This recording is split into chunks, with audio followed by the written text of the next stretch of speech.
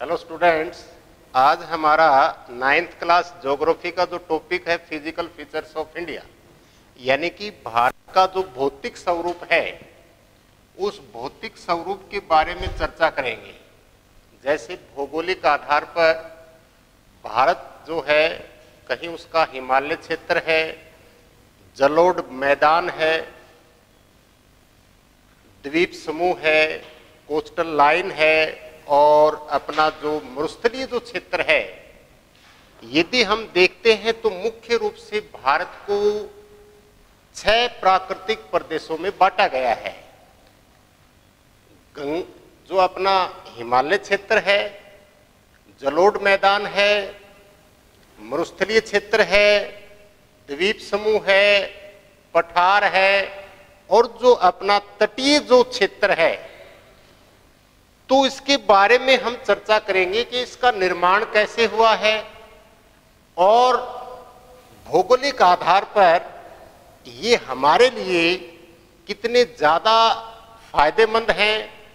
जैसे हम चर्चा करें हिमालय क्षेत्र की, तो हिमालय के क्षेत्र के जो लाभ है उसके बारे में चर्चा करेंगे। इसका निर्माण कैसे हुआ, उत्तर भारत का जो विशाल मैदान है इसका निर्माण कैसे हुआ, क्यों इसमें सबसे ज़्यादा पॉपुलेशन डेंसिटी पाई जाती है, सबसे ज़्यादा, तो इसके बारे में हम चर्चा करेंगे। जो अपने प्रायद्वीपीय पठार वाला जो भाग है उसके बारे में चर्चा करेंगे।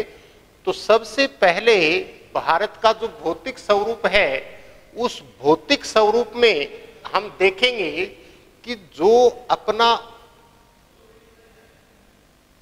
हिमालय जो क्षेत्र है उसका निर्माण कैसे हुआ। यदि मैं हिमालय क्षेत्र की बात करूं तो आज से 5000 वर्ष पहले यहां एक विशाल टेथिस सागर जो है,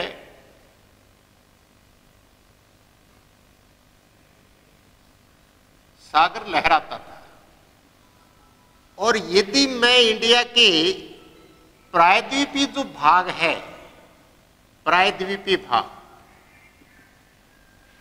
ये भारत का सबसे पुराना क्षेत्र है, यानी कि जो उत्तर भारत का जो विशाल मैदान है, ये मैदान से ये करोड़ों वर्ष पहले ये भाग जो है अस्तित्व में था। यानी कि इसका निर्माण जो है उत्तर भारत का जो मैदान है या जो अपना हिमालय जो क्षेत्र है उससे करोड़ों वर्ष पहले इसका निर्माण हो गया था। तो ये जो इसका जो निर्माण है वो कैसे हुआ है, तो आपने 6ठी 7वीं क्लास में विभिन्न प्लेटों के बारे में पढ़ा होगा। जो प्लेटें जो है वो मूवमेंट करती हैं, कभी वो एक साथ मूवमेंट करती हैं, कभी वो आमने सामने आती हैं और कभी वो दूर जाती हैं। यानी कि उनकी वो जो गति करती हैं वो 3 प्रकार से करती हैं। तो जो प्लेटें हैं उनके बारे में डिस्कस करेंगे हम। सबसे पहले जो एक बार हम देखते हैं कि जो हमारी पृथ्वी है, ये जो हमारी पृथ्वी है, इसके जो भाग हैं, यानी पहला जो भाग है अपना, ये भाग है क्रस्ट भाग। जो दूसरा भाग है पृथ्वी का वो कहलाता है मेंटल, और जो तीसरा भाग है पृथ्वी का वो कहलाता है कोर। यानी कि ये जो भूपृष्ठ है पृथ्वी का ऊपरी भाग, ये काफी नाजुक है। ये जो मेंटल जो भाग है पृथ्वी का, ये सबसे ज्यादा कठोर भाग है। और जितना ज्यादा हम पृथ्वी के अंदर जाएंगे, जितना ज्यादा जाएंगे, तो ये जो भाग है ये विभिन्न मिट्टी या विभिन्न मिट्टियों का जो संगठन है या विभिन्न पदार्थों का जो संगठन है, ये इतनी ज्यादा विशाल परत है पृथ्वी की कि ये परतें जो है वो महाद्वीपीय प्लेट कहलाती। पूरे के पूरे सागर या महासागर भी उसके अंदर समाहित हो जाते हैं। और ये जो भाग है पृथ्वी का कोर जो भाग है, ये जो कोर भाग है इसकी डेंसिटी जो है वो 13 mm सेंटीमीटर है। और ये जो मेंटल वाला जो भाग है पृथ्वी का, ये जो भाग है इसकी जो डेंसिटी है वो 607, यानी कि इसकी डेंसिटी जो है वो इसकी बजाय ज्यादा है, इसकी ज्यादा है। और जिसकी डेंसिटी ज्यादा होगी और जिसकी कम होगी वो उसके ऊपर वो तैरेगी, उसके ऊपर वो मूवमेंट करेगी। तो इसके बारे में हम चर्चा करते हैं। जो आपका पृथ्वी का जो मेंटल भाग है, यानी कि हम देखते हैं छोटे स्तर के ऊपर, देखो मान लो अपने इलाके में कोई बोरवेल है या कुआं हम खोदते हैं, तो उस कुएं के 60-70 फीट अंदर जाने के बाद हम देखते हैं कि एक बहुत बड़ा एक चट्टान है या पत्थर है। यदि उसके साथ लगते वाले खेत में अगर कोई दूसरा बोरवेल करता है या वो कुआं खोदता है, तो उसी लेवल, उसी स्तर के ऊपर कि भी वो पत्थर या वो चट्टान जो है वो हमारे खेत में भी मिली, तो इसका मतलब आप देखते हो कि वो जो भाग है या वो पत्थर है या वो चट्टान है वो काफी एरिया में फैली हुई है। ये तो उस समय की बात है जब हमारी पृथ्वी का जो भाग है यानी 60, 70, 80 फीट हम नीचे जाते हैं। आप कल्पना करो यदि हम 2000 फीट अंदर जाते हैं या उससे ज्यादा अंदर जाते हैं, तो जितना ज्यादा अंदर आएंगे वो प्लेटें यानी कि उनका निर्माण जो है वो ज्यादा होगा, क्योंकि विभिन्न मिट्टी या विभिन्न चट्टानों और पदार्थों का संगठन है वो प्लेटें। ऊपर की ओर जाएंगी तो प्लेटें टूटेंगी, नीचे की ओर जाएंगी तो प्रेशर जो क्रिएट होगा उसके ऊपर, उससे क्या होगा, वो विशालकाय चट्टान का निर्माण कर लेती है। और वही विशालकाय चट्टान जो है वो महाद्वीपीय प्लेट कहलाती है। अब इसकी डेंसिटी ज्यादा है, इसकी कम है, तो ये इसके ऊपर तैरेगी। अब जो इन प्लेटों के बीच जो मूवमेंट होगा, उन प्लेटों के बीच जो मूवमेंट होगा वो काफी कठोर होती है। यानी कि देखो हम कुएं के अंदर देखते हैं कि उस पत्थर को तोड़ते हैं, यदि वो पत्थर उसके अंदर ज्वाइंट होते हैं या उसका कोई सिरा होता है तो उसको तोड़ने में आसानी हो जाती है। लेकिन उसमें के अंदर ज्वाइंट ना हो तो फिर उसके अंदर ब्लास्टिंग की जाती है, उसको तोड़ा जाता है। लेकिन और ज्यादा गहराई में प्रेशर पड़ने की वजह से वो चट्टानें काफी कठोर हो जाती हैं, वो विशालकाय हो जाती है, उनको तोड़ना बड़ा मुश्किल होता है। तो ये जो प्लेटें हैं ये जब इसके ऊपर मूवमेंट करती हैं तो वो मूवमेंट जो है वो 3 प्रकार का होता है। 3 प्रकार का होता है वो मूवमेंट। जब वो एक साथ मूवमेंट करती हैं यानी आगे बढ़ती हैं तो वो कहलाता है अपसारी। यदि वो विपरीत दिशा में मूवमेंट करती हैं, आती हैं, वो कहलाती है अभिसारी। विपरीत दिशा में एक दूसरे के सामने आती है। या वो एक दूसरे से दूर जाती हैं, वो अपसारी। सामने आती हैं अभिसारी। और जब वो एक साथ चलती हैं तो वो कहलाती है संरक्षित गति। तो ये 3 प्रकार का मूवमेंट होता है इसके अंदर, इन प्लेटों के अंदर। तो वो जो प्लेटें होती हैं, यदि हम वेगनार थ्योरी में जाएं, अल्फ्रेड वेगनार ने जो थ्योरी दी थी या जो सिद्धांत दिया था प्लेटों के विस्थापन का, तो वो बोलता है कि आज से 25 करोड़ वर्ष पहले ये जो प्लेट आप देखते हो, जैसे यूरेशियन प्लेट है, अफ्रीकन प्लेट है या ऑस्ट्रेलियन प्लेट है, ये विभिन्न जो प्लेट आप देखते हो, ये 25 करोड़ वर्ष पहले ये सभी प्लेटें एक थी, यानी एक भूभाग था, एक ही था वो प्लेटें, और वो कहलाती थी पेंजिया। पेंजिया। और इसके चारों ओर जो पानी था, जो भूभाग था, वो कहलाता था पेंथलाजा। लेकिन आज से ये तो 25 करोड़ वर्ष पहले की है। आज से 18 करोड़ वर्ष पहले इन प्लेटों के अंदर जो मूवमेंट हुआ या जो विस्थापन हुआ, वो यानी कि या वो प्लेटों के अंदर जो ब्रेकअप हुआ या वो प्लेटें टूटी, किसके कारण? उस डेंसिटी के कारण, जो उसके अंदर घनत्व के कारण वो प्लेटें टूटी। तो 18 करोड़ वर्ष पहले इसकी दो प्लेटें में विस्थापन हुआ। ये प्लेट कहलाती थी अंगारा लैंड, और ये जो प्लेट कहलाती थी वो थी गोंडवाना प्लेट। यानी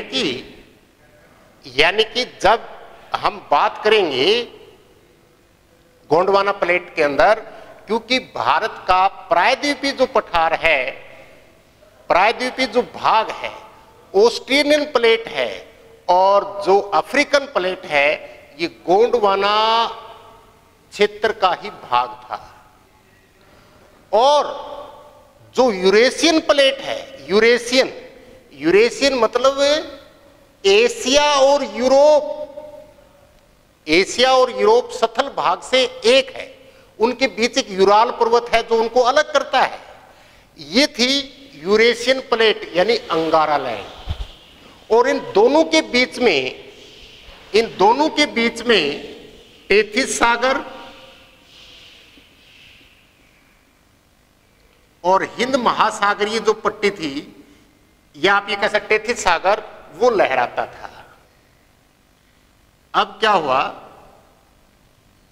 ये जो आज हमारा ये जो हिमालय जो क्षेत्र है, इसके निर्माण की जो प्रोसेस की जो प्रक्रिया है, वो प्रोसेस की प्रक्रिया शुरू हुई थी 11 करोड़ वर्ष पहले। क्योंकि ये जो प्लेटें हैं, इनका जो विस्थापन है, वो जो दूरी तय करती है, वो एक वर्ष में इनके अंदर जो दूरी तय करता है, तो वो एक वर्ष के अंदर 16 सेंटीमीटर की दूरी जो है वो तय करती है। एक साल के अंदर 16 सेंटीमीटर की दूरी ये प्लेटें जो हैं वो तय करती हैं। तो इसके अंदर जो विस्थापन जो हुआ था, और बीच के अंदर जो अंगारा लैंड और जो गोंडवाना जो क्षेत्र, इसके बीच जो टेथिस सागर लहराता था, इस टेथिस सागर में वलय मतलब मोड़ पड़ गए, यानी कि नवीन वलित पर्वत है। यानी कि जो इस टेथिस सागर के अंदर विभिन्न जो नदियां ला करके अपने साथ गाद, कंकड़, मिट्टी, पत्थर जो जमा करती थी, ये उसी का भाग है। क्योंकि देखो, ये जो अपना हिमालय जो क्षेत्र है, ये ज्वालामुखी विस्फोट से इसका निर्माण नहीं हुआ है। इसका निर्माण हुआ है दो सथलीय प्लेट, यानी कि दो महाद्वीपीय प्लेट आपस में जो टकराई है, या उनके अंदर जो मूवमेंट हुआ है, उसके कारण हुआ। देखो,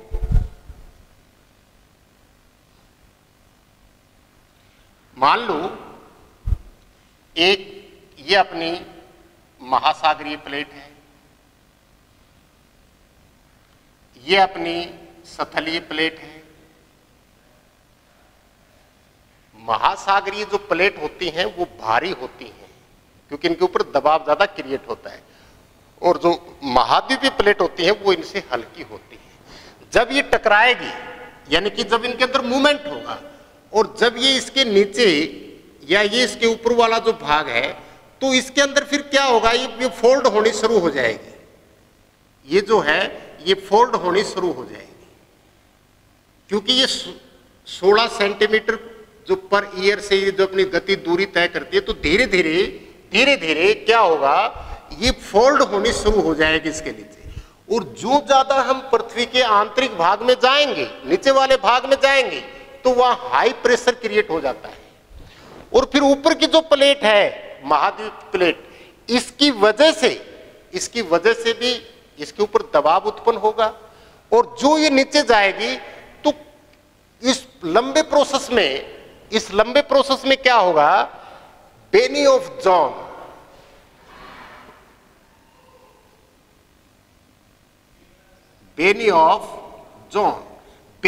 जोन में क्या होगा, वो ज्यादा प्रेशर क्रिएट होने की वजह से, इतना ज्यादा प्रेशर क्रिएट हो जाएगा उसके ऊपर, हाई प्रेशर क्रिएट हो जाएगा कि महासागरीय प्लेट जो है ये लिक्विड फॉर्म में हो जाएगी, यानी कि उसका बन जाएगा मैग्मा। और वही मैग्मा जो है वो पृथ्वी के जो आंतरिक भागों से होता हुआ और बाहर आता है, और वो एक ज्वालामुखी पर्वत का निर्माण करता है। तो वो जब महाद्वीपीय और महासागरीय प्लेट आपस में टकराई है तब ऐसा होता है। लेकिन जो अपना हिमालय पर्वत है, हिमालय पर्वत दो महाद्वीपीय प्लेट, और वो दो महाद्वीपीय प्लेट थी, एक तो थी यूरेशियन प्लेट, यानी कि जो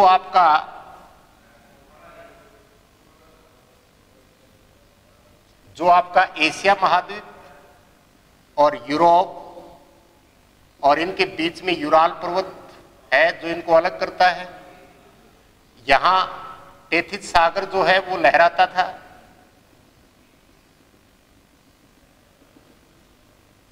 इसकी तरफ जो यूरोप और अफ्रीका, जो अफ्रीका महाद्वीप है,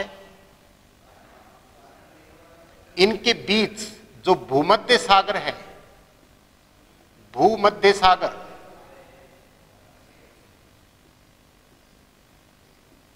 ये भूमध्य सागर जो है ये टेथिस सागर का ही अवशेष है, इन दोनों के बीच है। और ये इंडियन प्लेट और इसके साथ जो आपकी ऑस्ट्रेलियन प्लेट है, यानी कि ये प्लेट, यानी ये पृथ्वी का जो अपने देश का प्रायद्वीपीय भाग है, ये उसी अफ्रीकन प्लेट से, अफ्रीका की जो प्लेट है उसके साथ ज्वाइंट था। अफ्रीकन प्लेट, भारतीय जो प्लेट है ये, और जो पूरा आपका ऑस्ट्रेलिया है, ये आज से 11 करोड़ वर्ष पहले ये एक ही प्लेट थी। अब इनके अंदर, इन प्लेटों के अंदर मूवमेंट शुरू होता है, यानी कि ये जो प्लेट है इसका मूवमेंट इस साइड हुआ,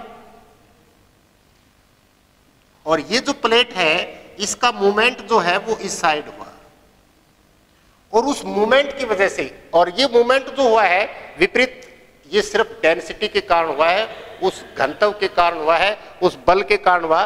तो ये प्लेट यहां से इसका विस्थापित होकर के और इस ओर मूवमेंट करती है, और उधर से ये जो यूरेशियन प्लेट है इसका मूवमेंट शुरू होता है। अब इसके अंदर जो ये टेथिस सागर का जो मलबा था, ये जो मलबा था ये धीरे धीरे फोल्ड होना शुरू होता है, यानी कि ये प्लेट जब इसके अंदर घुसती है, इन दोनों का जो दबाव है, और ये जो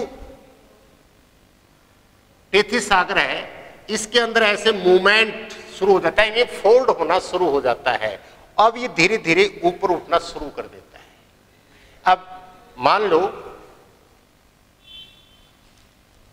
अब जैसे ये टेथिस सागर जो था, अब इसके अंदर ये प्लेट अंदर दबाव क्रिएट करेगी, तो दबाव क्रिएट करेगी तो इसके अंदर ऐसे जो है वो सिकुड़न पैदा हो जाएगी, यानी कि जब इसका प्रोसेस पूरा हो जाएगा तो जो इसके साथ लगता वाला जो क्षेत्र है, अब इसके ऊपर दबाव बढ़ना शुरू हो जाएगा।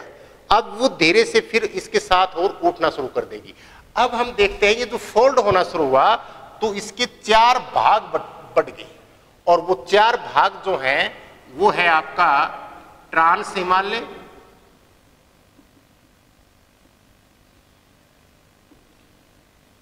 मध्य हिमालय, लघु हिमालय और शिवालिक श्रेणी।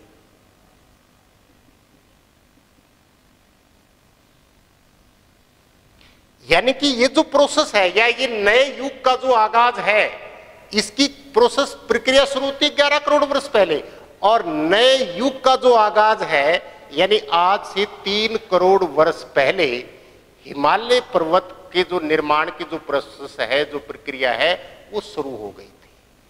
ठीक है, और फिर एक नए युग का शुरुआत होती है, और वो युग कहलाता है टर्सरी युग।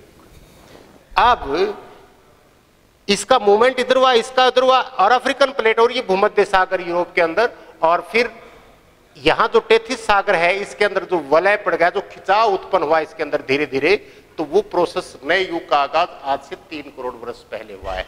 तो ये अपने जो हम देखते हैं, जो ऊपर का जो हिस्सा है अपना, जो जलोढ़ मैदान वाला जो भाग है और हिमालयन जो रेंज है, ये रेंज आज से 3 करोड़ वर्ष पहले जो है स्टार्ट हुई थी। यानी कि ये इसको बोलते हैं नवीन वलित पर्वत। ठीक है, अब ये जो क्षेत्र है अपना, इस क्षेत्र में हम चर्चा करेंगे जो आपका हिमालय पर्वत है, उस हिमालय पर्वत में सबसे पहले तो हम देखते हैं ये जो हिमालय पर्वत है,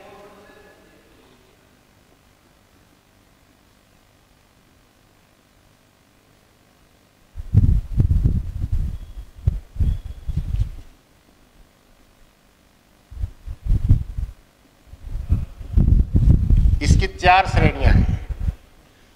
ट्रांस हिमालय, मध्य हिमालय, लघु हिमालय और शिवालिक श्रेणी। इसकी जो टोटल लंबाई है वो है 2400 किलोमीटर।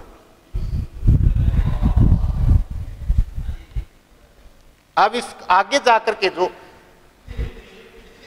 इस साइड से ये जो भाग है ये काफी चौड़ा है और इस साइड होता होता ये संकरा हो जाता है। और फिर हम देखते हैं अपने असम के अंदर जैसे जयंती है, गारो है, खासी की जो पहाड़ियां हैं, इसी प्रकार आपके नागालैंड में नागा पहाड़ियां, मिजोरम में मिजो पहाड़ियां, इस प्रकार जो हम देखते हैं ये पहाड़ियां। और फिर इसका विस्तार जो है वो म्यांमार तक है, हिंदुकुश पर्वत से लेकर के और म्यांमार तक है इसका विस्तार। लेकिन इंडिया में जो है इसका 2400 किलोमीटर। अब इसको अलग अलग क्षेत्रों में अलग अलग नामों से जाना जाता है, जैसे कहीं इसको जम्मू पहाड़ियों के नाम से जाना जाता है, कहीं इसको कश्मीर और पंजाब हिमालय के नाम से जाना जाता है, उत्तराखंड में इसको कुमाऊं हिमालय के नाम से जाना जाता है, क्योंकि वहाँ एक कुमाऊनी एक जनजाति जो है वो निवास करती है वहाँ, और उनकी कुमाऊनी भाषा भी अपनी भाषा है, अपनी लैंग्वेज है, तो कुमाऊनी पहाड़ियाँ बोली जाती हैं।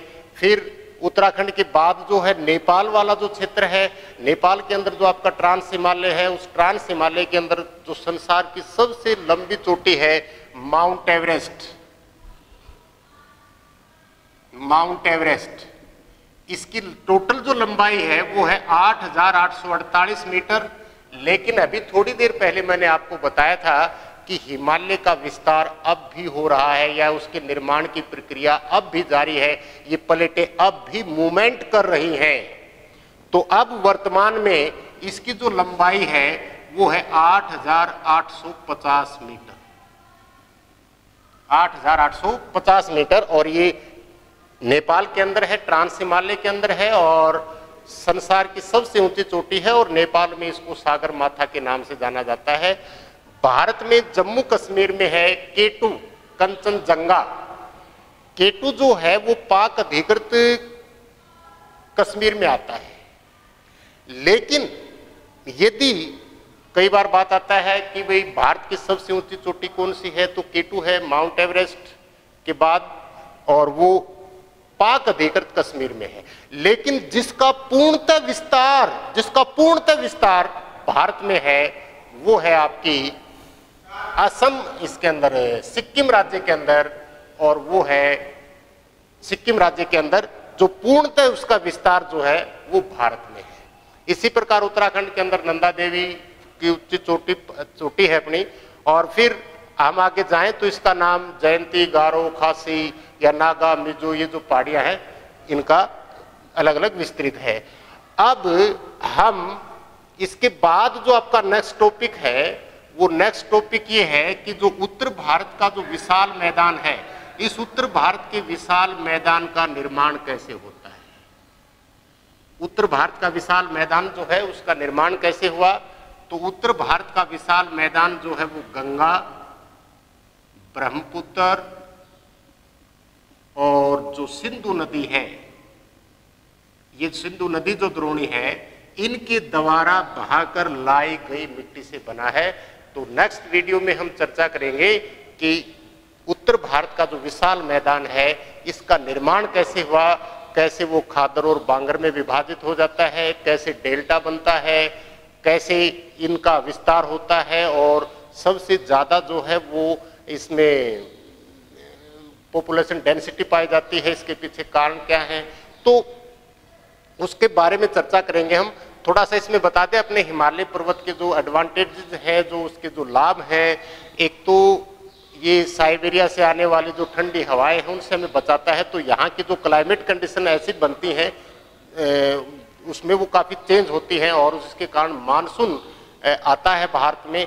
तो एक तो ये इसका एडवांटेज है, उस प्रहरी की तरह खड़ा है ये। दूसरा, यह विभिन्न प्रकार के पेड़ पौधे पाए जाते हैं और औषधीय पौधे भी मिलते हैं। तीसरा कारण ये है कि ये हमारी जो क्लाइमेट कंडीशंस हैं या पारिस्थितिकी तंत्र जो है उसको बनाने में इसका काफ़ी योगदान है। और यहाँ बहुत से ग्लेशियर पाए जाते हैं, हिमखंड पाए जाते हैं, जिनसे भारत की जितनी भी नदियाँ हैं, चाहे वो रावी है, चिनाब है, व्यास है, सतलज है, ब्रह्मपुत्र है, ये इन नदियों का स्रोत होते हैं। नदियाँ यहाँ से निकलती हैं और नदियों के जो लाभ हैं वो हम पिछले चैप्टर में डिस्कस कर चुके हैं। तो इस प्रकार हम देखते हैं कि हिमालय पर्वत के बहुत ज़्यादा लाभ हैं। और कल हम चर्चा करेंगे जो आपका जलोढ़ मैदान है, इसका निर्माण कैसे हुआ। धन्यवाद।